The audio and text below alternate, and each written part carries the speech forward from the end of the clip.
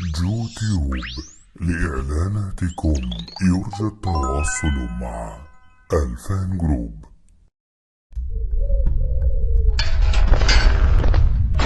لا والله ما حكم عسكري. الرأي العام في مصر بيتشكل بالآلاف. وايام مرسي كانوا بيتكلموا، لكن ايام السيسي بيتكلموا. ما بين مؤيد ومعارض الجزيرة مباشر مصر قفلت. السيسي وأنصاره فرحانين طبيعي، القناة الشيك الوحيدة اللي كانت بتعارضه قفلت. اللي مش طبيعي إن تحالف دعم الشرعية برضه فرحان. ليه؟ قال لك عشان احنا عاملين احتياطاتنا، عملنا البرلمان المصري في تركيا. بس في الأول وفي الآخر الجزيرة مباشر مصر قناة صغيرة قصاد 100 قناة مولية للنظام. ال10 مذيعين بتوع الجزيرة قصاد 100 مذيع مولي للنظام. يعني ايه الجديد اللي بيعمله مذيعين الجزيرة يخليهم يعملوا القلق ده كله؟ اللي بيعملوه ده انا بسميه قلة ادب وانحراف، يعني حد شذوذ في الفكر، شواذ السياسة العربية. بأمانة ده يمكن يتكتب في موسوعة جينيس بأنه يعني كيف تكون منحرفا إعلاميا ومحترفا في الانحراف الإعلامي. بتصرف عليهم عشان يبقوا شواذ، بتصرف عليهم عشان يبقوا قوادين. اللي بيعملوه ده نوع من انواع يعني كل من يعمل في قناة الخنزيرة هم خنازير، إما يعانون من الشذوذ. شذوذ يا جزيرة.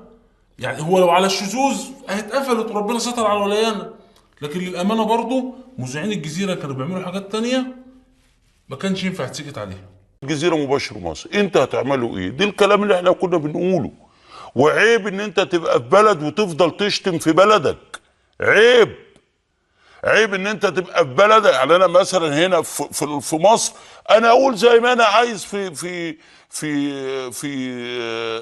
الامن، اقول ان انا عايزه في رئيس الجمهوريه، اقول ان انا باحترام طبعا.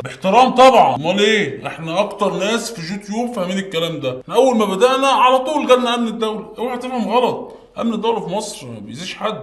هو قالوا لنا بس قالوا لنا باحترام، قلنا لهم طبعا باحترام. قالوا لا انتوا كده برافو عليكم، اوعوا بقى تعملوا زي الناس التانية اللي يستاهلوا ضرب الجزم، اللي بيتكلموا سيادة المشير بمنتهى قلة الادب والسفالة وبطريقة غير لائقة.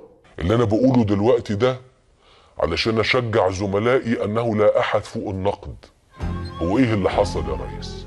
اللي انا بقوله دلوقتي راضي عن الداخلية يا ريس، راضي عن الزراعة، راضي عن التعليم، راضي عن التعليم العالي، راضي عن الري.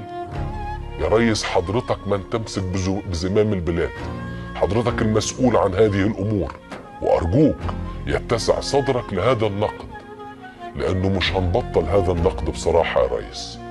يا ريس ارجوك والنبي يا ريس ابوس ايدك يتسع صدرك للنقد. اقبل النقد ارجوك يا ريس، والنبي يا ريس. شايفين الشراسة في النقد؟ هو ده النموذج اللي احنا محتاجينه. مش تقول لي الجزيرة مباشر مصر حاجه كده ناعمه تحس ان هي معارضه صوريه، والرئيس ما بيحبش كده. الرئيس عايز معارضه بجد، عايز مذيعين يطلعوا كده يدينوا ويستنكروا ويشجبوا. انا زي ما بقول لحضراتكم بنشتغل وبنعترض وبنشجب وبندين وبننتقد، وحد بيرد علينا والتاني بيرد وهكذا. بس في نفس الوقت لينا يعني سقف بنتكلم فيه. السقف. معلش يا جماعه نسينا اقول لكم على حوار السقف ده. هو انت من حقك تعارض وكل حاجه، بس لازم يبقى ليك سقف ما تتعداهوش. عشان كده تحس ان المعارضه في مصر يعني معارضه ودوده مبتسمه حبوبه، النظام بيحبها. يعني انت عمرك شفت نظام بيحب معارضه؟ عندنا احنا ليه؟ عشان هي شغاله تحت السقف. لكن بقى تتعدى السقف تعالك خاين عميل ارهابي شاذ، يعني شويه تهم كده بتلبسها مع بعض. وبعدين بصراحه يا جماعه الموضوع مش حوار مذيعين بس، لا، حوار عبارة عن منهج كانت واخداه الجزيرة مباشر مصر. يعني هل احنا مشكلتنا مع قطر كانت مشكلة تخص فقط اعلام الجزيرة؟ طبعا ده جزء مهم جدا. اعلام الجزيرة جزء مهم. الكذب رهيب، كذب رهيب طول النهار والليل كذب، وصور قديمه. كل الفيديوهات والصور والمجازر اللي انت كنت بتشوفها على الجزيره دي كلها حاجات ما حصلتش. يقول لك مجزره رابعه. كلمه مجزره رابعه دي في حد ذاتها كذبه كبيره. كلنا شفنا اللي حصل. الجيش والشرطه راحوا ببساطه شديده عند المعتصمين. طبعا الجيش والشرطه ما كانش معاهم سلاح، كان معاهم سلاح هم المعتصمين. الجيش والشرطه قال لهم هتفضوا ولا نستخدم العنف؟ هنرش ميه. المعتصمين قال لك لا ترش ميه لا. بكل بساطه مسلمين السلاح ومروحين من غير نقطه دم واحده. لكن بقى شغل القتل والقمع اللي احنا شفناه ده كلها حاجات ما حصلتش. عشان كده السيسي كان هيموت والجزيره تتقفل. ليه؟ عشان السيسي ما بيحبش الكذب الرهيب، بيحب الحقيقه. وبعدين الموضوع بصراحه ما وقفش بس عند الكذب والفبركه، لا الموضوع دخل في سلاح. يعني انت النهارده لما تيجي تقول انا الجزيره بدعم مثلا تنظيمات فلسطينيه، الى اي مدى انا اقدر اضمن انه السلاح اللي بيروح للتنظيمات الفلسطينيه ما يدخليش لاراضي سيناء؟ اللي يضمن لك الجيش بتاعك. امال هو واقف على الحدود بيعمل ايه؟ ده مش واقف على الحدود اساسا، ده مركز مع الجزيره ومباشر مصر.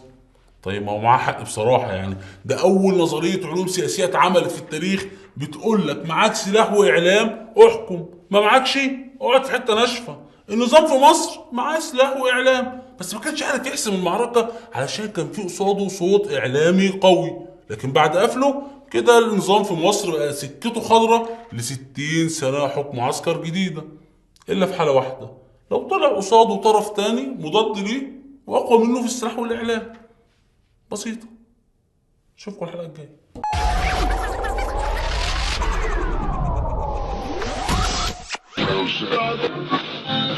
يا ريس حضرتك من تمسك بزمام البلاد، فالنقد لن يوجه فقط للمهندس ابراهيم محلب وصفه رئيسا لمجلس الوزراء، ولكن النقد يوجه لحضرتك كرئيس جمهورية منتخب له كامل الصلاحيات.